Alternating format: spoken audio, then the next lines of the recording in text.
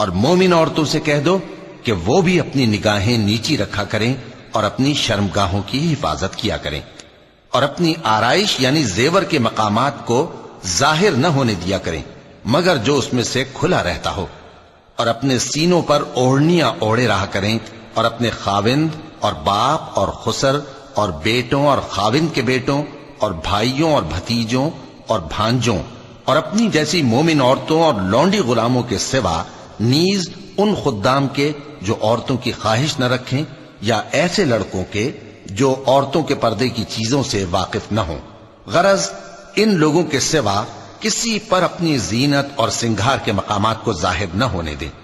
اور اپنے پاؤں ایسے طور سے زمین پر نہ مارے کہ جھنکار کانوں میں پہنچے اور ان کا پوشیدہ زیور معلوم ہو جائے۔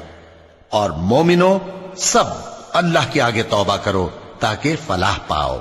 اور اپنی قوم کی بیوہ عورتوں کے نکاح کر دیا کرو، اور اپنے غلاموں اور لونڈیوں کے بھی جو نیک ہوں نکاح کر دیا کرو۔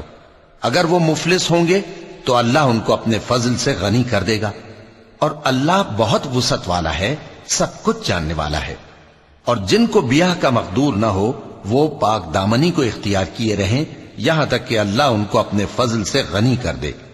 اور جو غلام تم سے مکاتبت یعنی مال دے کر پروانہ آزادی کی تحریر چاہیں، اگر تم ان میں صلاحیت اور نیکی پاؤ تو ان سے مکاتبت کر لو، اور اللہ نے جو مال تم کو بخشا ہے اس میں سے ان کو بھی دو۔ اور اپنی باندیوں کو اگر وہ پاک دامن رہنا چاہیں تو دنیاوی زندگی کے فوائد حاصل کرنے کے لیے بدکاری پر مجبور نہ کرنا، اور جو ان کو مجبور کرے گا تو ان بیچاریوں کے مجبور کیے جانے کے بعد اللہ بخشنے والا ہے، مہربان ہے۔ اور ہم نے تمہاری طرف روشن آیتیں نازل کی ہیں، اور جو لوگ تم سے پہلے گزر چکے ہیں ان کی خبریں اور پرہیزگاروں کے لیے نصیحت۔